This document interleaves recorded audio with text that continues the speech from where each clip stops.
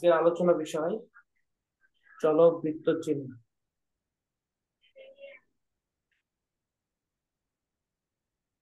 চলক বৃত্ত চিহ্ন, তোমরা সবাই খাতা কলম বের করো।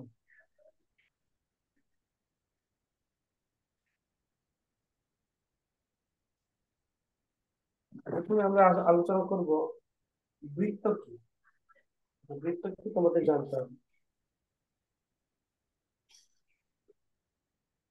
তো তোমরা চলো লিখি বৃত্ত কি।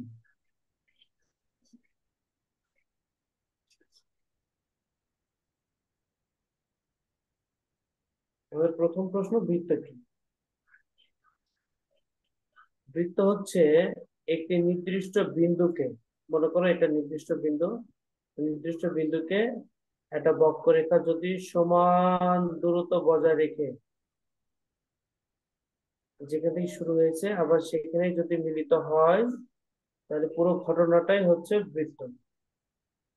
তাহলে আমরা বলতে পারি একটি নির্দিষ্ট বিন্দুকে কেন্দ্র করে সর্বদা সমান দূরত্ব বজায় রেখে অন্য একটি বিন্দু নির্দিষ্ট বিন্দুটির চারিদিকে একবার ঘুরে আসলে যে সুষম আবদ্ধ বক্ররেখা তৈরি হয় তাকে বৃত্ত বলে।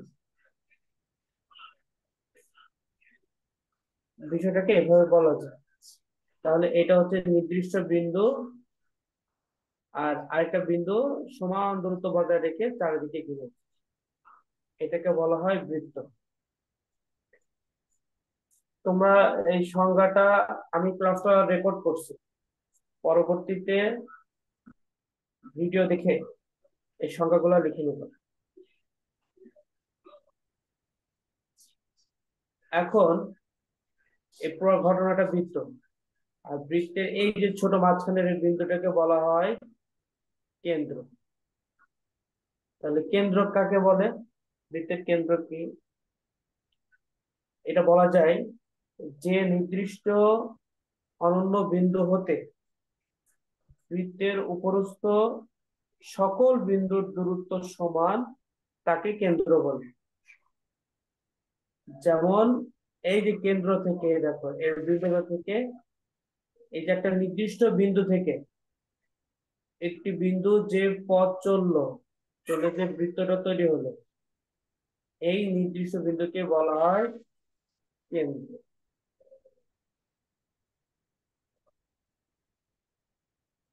বুঝতে পারছো?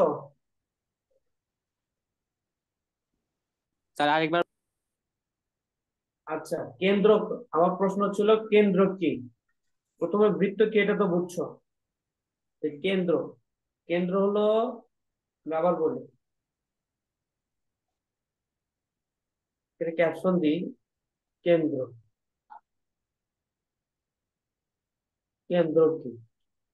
দেখো একটা নির্দিষ্ট অনন্য বিন্দু অপর একটা বিন্দু যখন ওই বিন্দুকে কেন্দ্র করে সমান দূরত্ব বজায় রেখে এরকম একটা বৃত্ত তৈরি হলো, এই যে নির্দিষ্ট বিন্দুটাই হচ্ছে কেন্দ্র।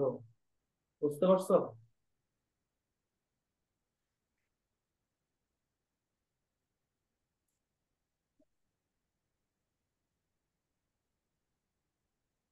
আচ্ছা, কেন্দ্রের পরে বৃত্তের ব্যাসার্ধ ব্যাস জানি। তো ক্যাপশন দাও বৃত্তের ব্যাসার্ধ। তোমাদের এটার একটা শীট দিব, প্রত্যেকটা সংজ্ঞা, কাকে কিভাবে বলে, কি, তারপর ব্যাখ্যা, যাবতীয় একটা শীট পাবো বৃত্তের ব্যাসার্ধ।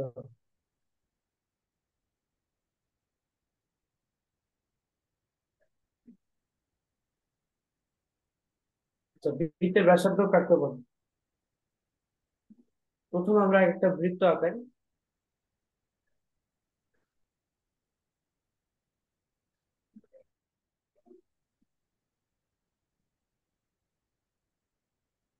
আচ্ছা, বোর্ডে আমি বৃত্ত আঁকাচ্ছি, বৃত্তটা একটু বুঝতে সমস্যা, মানে ব্যাসার্ধ বা পরিধি গুলো একটু বেমানান লাগবে, তো বুঝাই দিচ্ছি, তোমরা পেন্সিল কম্পাস দিয়ে করো। দেখো বৃত্তের ব্যাসার্ধ জানতে হলে প্রথমে একটা বৃত্ত আঁকালাম, এইটা হচ্ছে কেন্দ্র, আমরা সবাই জানি। তো কেন্দ্র থেকে, আর এই পুরোটাকে হচ্ছে পরিধি, এটা আমি আইডেন্টিফাই করে দিই, এটা হচ্ছে পরিধি, আর এটা কেন্দ্র। তো কেন্দ্র থেকে পরিধি পর্যন্ত দূরত্বকে ব্যাসার্ধ বলে।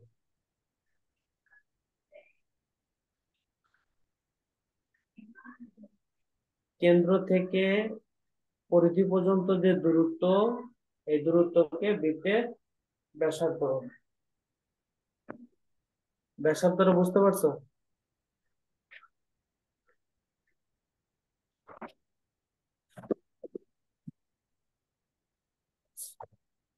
দেখো তো ব্যাসার্ধ নিয়ে কারো কোনো প্রশ্ন আছে কিনা। তবে ব্যাসার্ধ শুধু এইদিকে না, সব দিকে হতে পারে। যেমন কেন্দ্র থেকে এখানে এটা ব্যাসার্ধ, এটা ব্যাসার্ধ, এটা ব্যাসার্ধ, এটা ব্যাসার্ধ, এটা ব্যাসার্ধ, অসংখ্য ব্যাসার্ধ হতে পারে। কেন্দ্র থেকে পরিধি পর্যন্ত যে দূরত্বটা, সেটা হচ্ছে বৃত্তের ব্যাসার্ধ। আচ্ছা, এবার যাই বৃত্তের ব্যাস।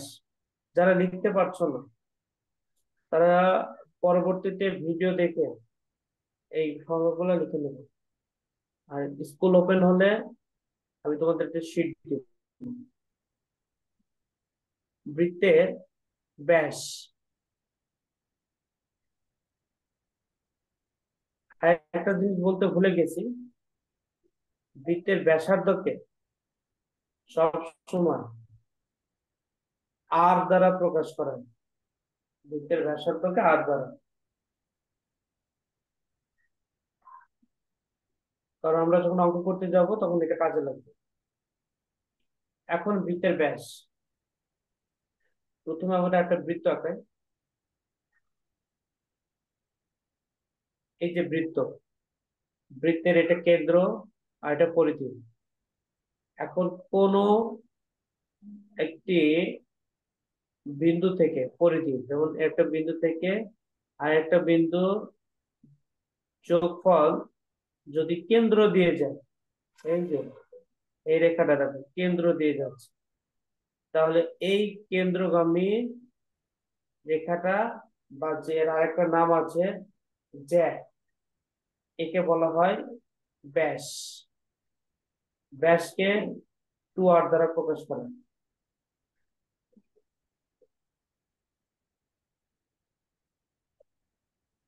তাহলে শুধু এইভাবে না, এই যে কেন্দ্র দিয়ে যদি যেভাবে যাক, কেন্দ্র দিয়ে কোনো পরিধি যে কোনো দুইটা বিন্দুর যোগফল, এটা হচ্ছে ব্যাস।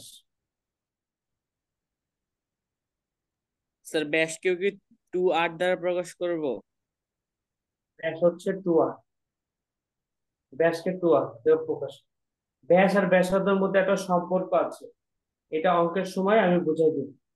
আপাতত এইটুকু জানো, ব্যাসকে 2r দ্বারা প্রকাশ করা হয় এবং ব্যাসার্ধকে r দ্বারা প্রকাশ করা হয়। তাহলে কোন একটি রেখাংশ বা পরিধির একটি বিন্দু থেকে অপর একটি বিন্দু যোগ করলে যদি সেটি কেন্দ্র দিয়ে যায়, তাহলে কেন্দ্রগামী রেখাটায় কে বলা হয় বৃত্তের ব্যাস। বুঝতে পারছো?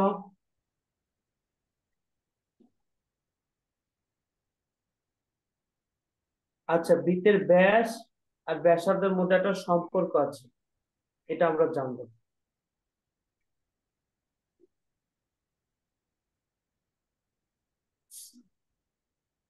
দেখো, এখানে ক্যাপশন দাও, বৃত্তের ব্যাস ও ব্যাসার্ধের মধ্যে সম্পর্ক।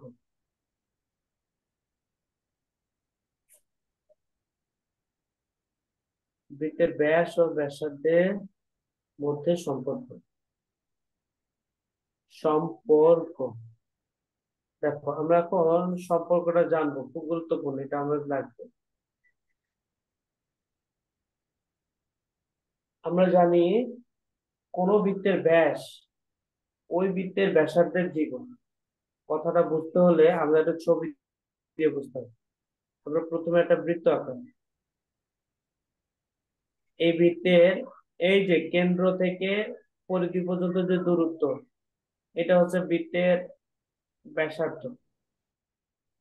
এটা হচ্ছে বৃত্তের ব্যাসার্ধ। আচ্ছা, এখন এই বৃত্তের ব্যাসার্ধ, এই কেন্দ্র থেকে যদি অপোজিট সাইডে একটা সোজা দাগ দিই, তাহলে এটাও বৃত্তের ব্যাসার্ধ হচ্ছে।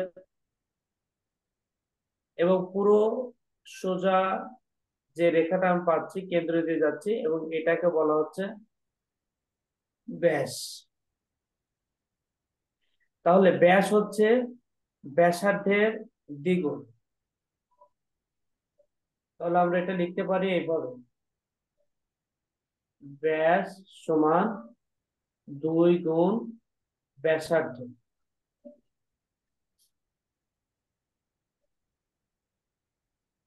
2 গুণ ব্যাসার্ধ। ঠিক আছে, তার মানে ব্যাস সবসময় ব্যাসার্ধের দ্বিগুণ হয়।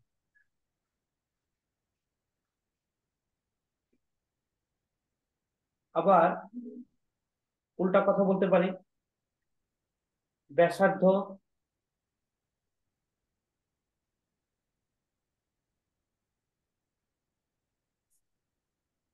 ব্যাসার্ধ ব্যাসের অর্ধেক। ব্যাসের অর্ধেক মানে ব্যাসকে 2 দিয়ে ভাগ করলে আমরা ব্যাসার্ধ পাই। এটা যদি আমি গাণিতিক ব্যাখ্যা দিতে চাই, তাহলে বিষয়টা এরকম হবে।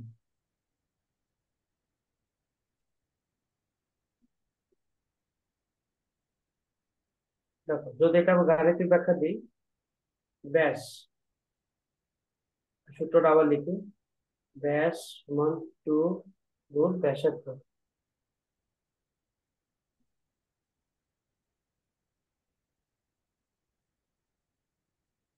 আচ্ছা, এখন আমরা ব্যাসকে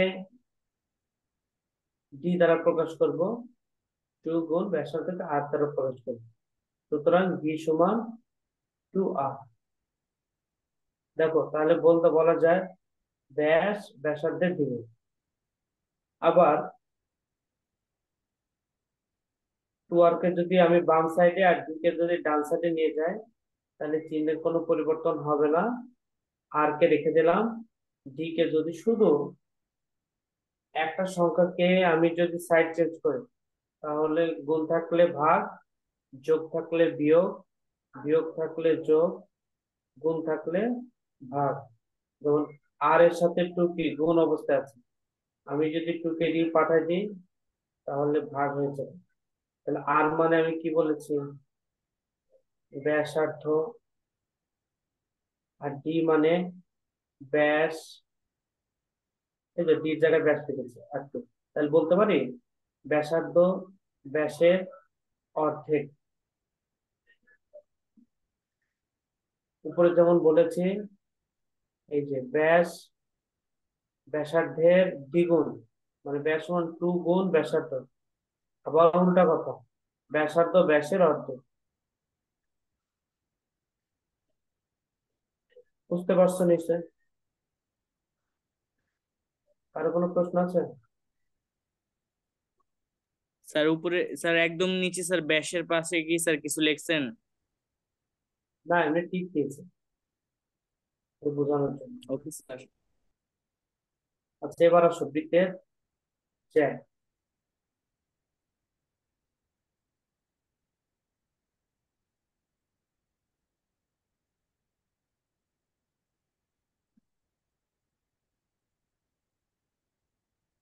আচ্ছা, বৃত্তের জ্যা, আমরা প্রথমে একটা বৃত্ত আঁকাই। এই যে বৃত্ত। এখন কেন্দ্র ছাড়া একটা পরিধির একটা বিন্দু থেকে অপর একটি বিন্দু আমি যদি যোগ করে দিই, তাহলে এই যে উৎপন্ন রেখাটা, এই উৎপন্ন রেখাকে জ্যা বলা হয়। মানে হচ্ছে কেন্দ্র ছাড়া আমরা যদি দুইটা বিন্দুকে যোগ করে দিই, তাহলে উৎপন্ন রেখাটি বৃত্তের জ্যা। জ্যা বিভিন্ন ভাবে উৎপন্ন হতে পারে কেন্দ্র ছাড়া, যেমন এই রেখাটি জ্যা, এটা জ্যা, এটা জ্যা, এটা জ্যা, এটা জ্যা, পরিধির যে কোনো দুইটা বিন্দু। কিন্তু কোন জ্যা, মনে করো কোন জ্যা যদি কেন্দ্র দিয়ে যায়, তাহলে এটা তখন আর জ্যা থাকবে না, তখন এর নাম হয়ে যাবে কি? বলো। ব্যাস। Very good.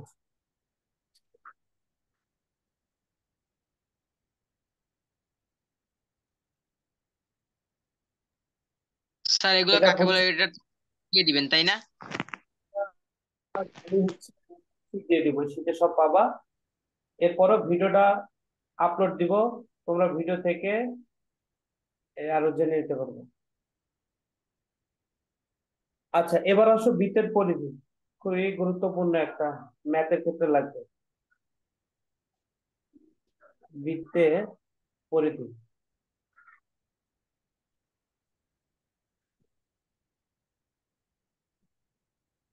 দেখো একটা বৃত্ত আমি যদি আঁকাই, তাহলে বৃত্তের এই যে বক্ররেখাটি যেটা কেন্দ্রকে ঘিরে চলে গেছে, এইটার নাম হচ্ছে পরিধি।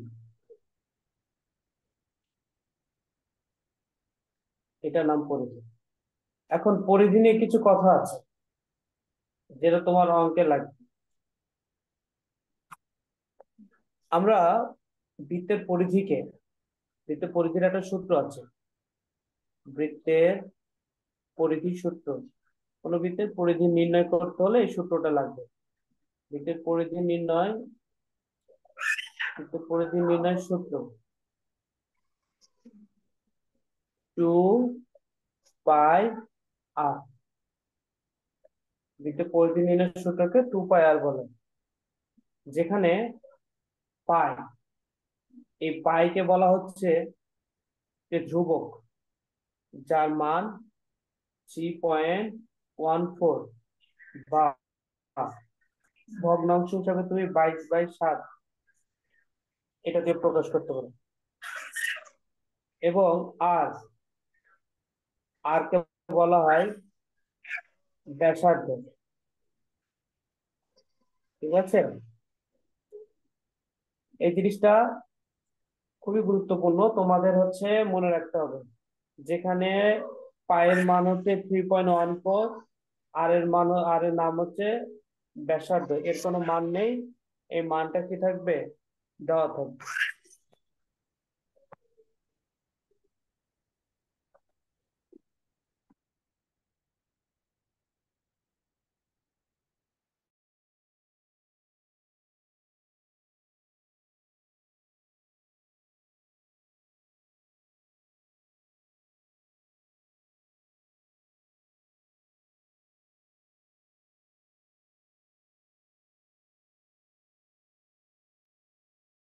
বলো, কারো কোনো সমস্যা আছে? বুঝতে পারছো? জি স্যার।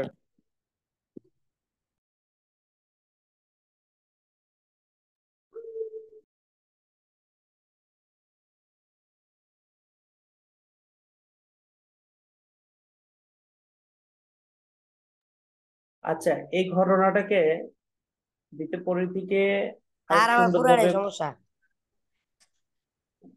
আচ্ছা ভালো করে মনোযোগ দিয়ে দেখো, সমস্যা কেটে যাবে।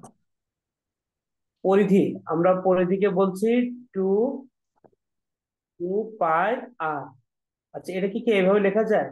2r গুণ পাই, কারণ 2πr তিনটায় গুণ অবস্থা আছে, তবে 2r কে আলাদা করলাম, পাই কে আলাদা করলাম। আচ্ছা, এবার বলো 2r মানে কি? ব্যাস। আর পাই মানে তো পাই, তার মানে ব্যাসকে পাই দ্বারা গুণ করলে আমরা পরিধি পাচ্ছি। অনেক সময় অঙ্ক এরকম আসতে পারে, একটা ব্যাস দিয়ে দিল, বললো বৃত্তের পরিধি কত, তাহলে ব্যাসকে আমরা পাই মান দিয়ে গুণ করলেই হয়ে যাবে। তাহলে ব্যাস গুণ পাই মানে, আবার আমরা বলতে পারি এটা হচ্ছে বৃত্তের পরিধি। অঙ্কে আরো ডিটেলস এটা বুঝে দেবো, ঠিক আছে? আচ্ছা, বৃত্তের পরিধির পরে আরেকটা গুরুত্বপূর্ণ হচ্ছে বৃত্তচাপ। বৃত্তচাপটা আমাদের শিখতে হবে।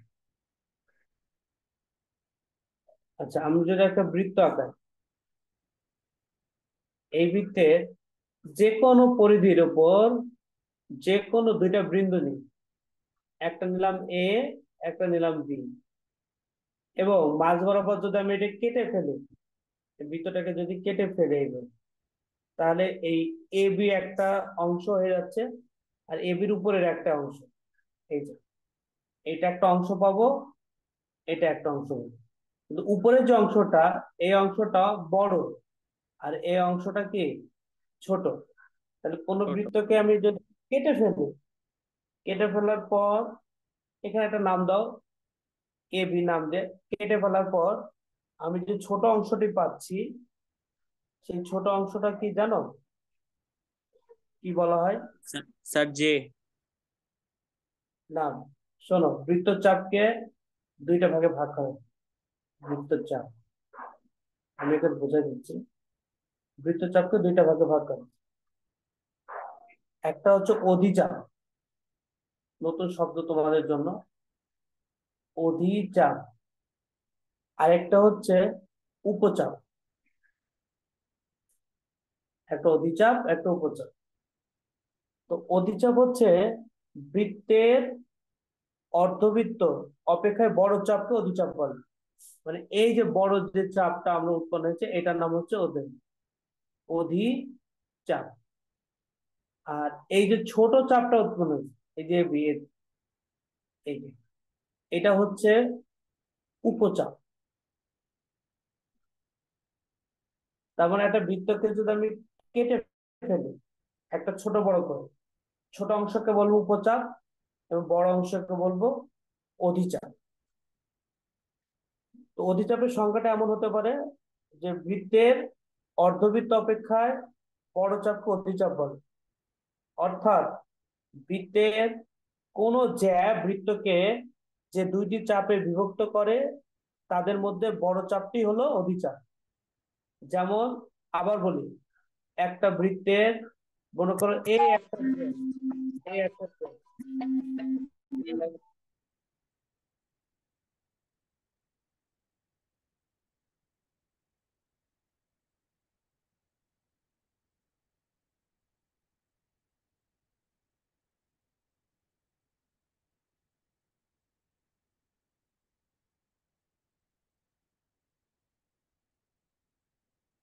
স্যার কথা শোনা যায় না।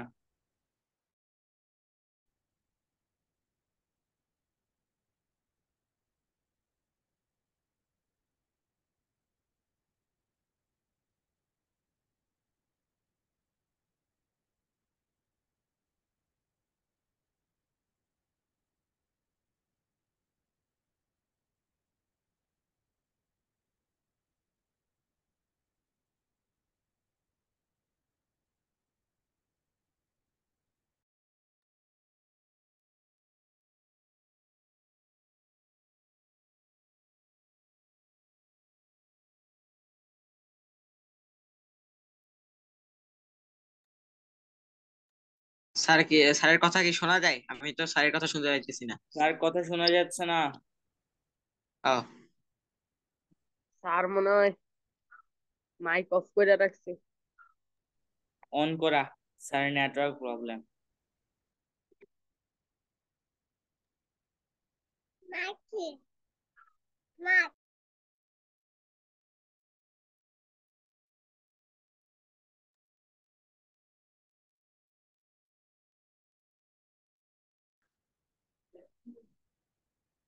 দেখো, এখন আমরা বৃত্তের বৃত্তের ক্ষেত্রফল, বৃত্তের ক্ষেত্রফলটার সূত্র হলো পাই আর স্কয়ার। পাই আর স্কয়ার বৃত্তের ক্ষেত্রফলের সূত্র, যেখানে পায়ের মান, যেখানে পাই সমান 3.14 অথবা 22/7, যে কোনো একটা ইউজ করতে হবে। और 22/7, আর আর সমান বৃত্তের ব্যাসার্ধ। ব্যাস, এই ব্যাসার্ধটা দেওয়া থাকবে, বলবে যে বৃত্তের ক্ষেত্রফল নির্ণয় করো। পায়ের মানটা দেওয়া না থাকতে হবে, তোমাকে মুখস্থ রাখতে হবে এটা।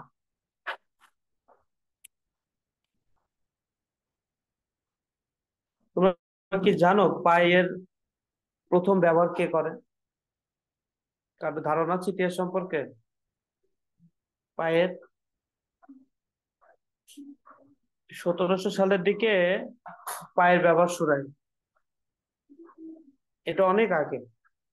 প্রথম এটা ব্যবহার করে উইলিয়াম জোন্স, এবং 17 সালে সে শুরু করে। পায়ের মান, পায়ের সম্পর্কে একটা তথ্য দিই।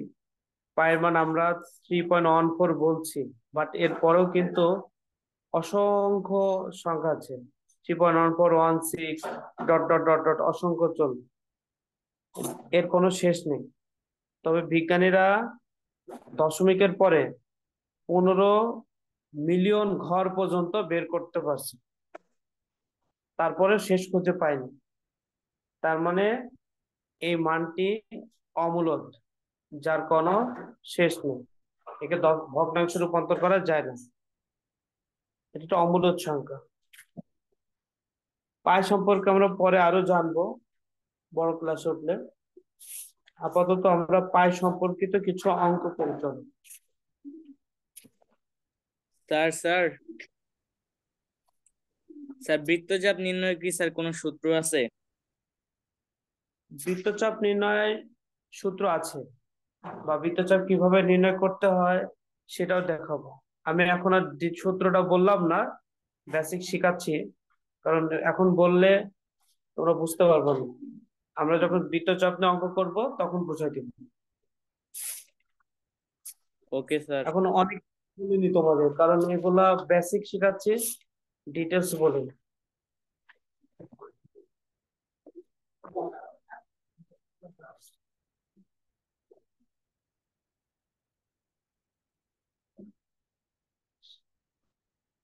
তাহলে আমরা কিছু অঙ্ক করি সূত্র নিয়ে।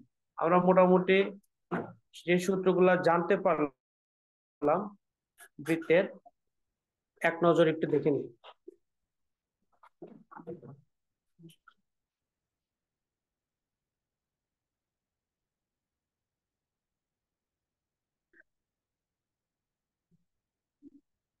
এক নম্বর সূত্র হচ্ছে বৃত্তের ক্ষেত্রফল, এটা হলো পাই স্কয়ার, বর্গ একক। 2 নম্বর বৃত্তের পরিধি, বৃত্তের পরিধি হচ্ছে 2πr একক। আর 3 বৃত্তের ব্যাস, d সমান 2r। এখন একটা ছোট অঙ্ক করব। 1 নম্বর, কোন বৃত্তের ব্যাস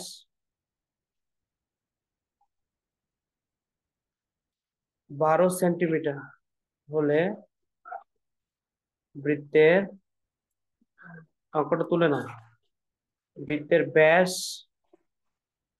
ও পরিধি নির্ণয় করো।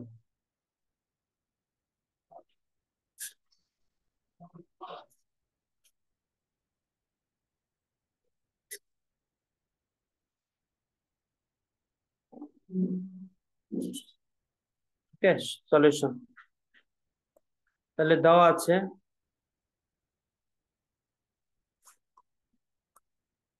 ক্লাস আর বেশি নাই, ক্লাসটা এখনই বন্ধ হয়ে যাবে, তার আগে অঙ্কটা স্যার শেষ এখানে করি। স্যার বৃত্তের ব্যাস চাওয়া হয়েছে আবার। স্যার ব্যাস দিয়ে স্যার ও, ব্যাস চাওয়া হয়েছে। পরিধি পরিধি হবে, এই যে স্যার লেখো শুধু পরিধি, পরিধি?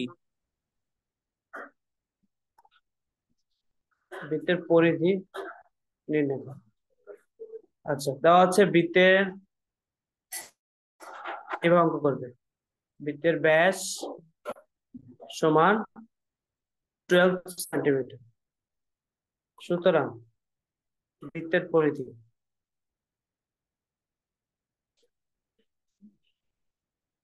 বৃত্তের পরিধি আমরা জানি বৃত্তের পরিধি নির্ণয় সূত্র 2 পাই r।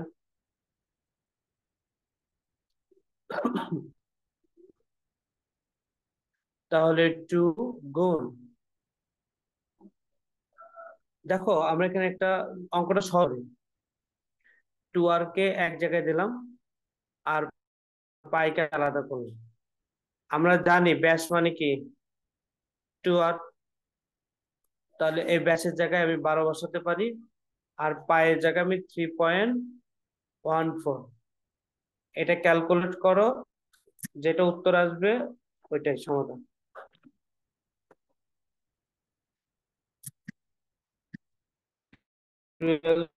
কে 3.14 দিয়ে গুণ করলে 37.68 সেন্টিমিটার, এটা অ্যান্সার।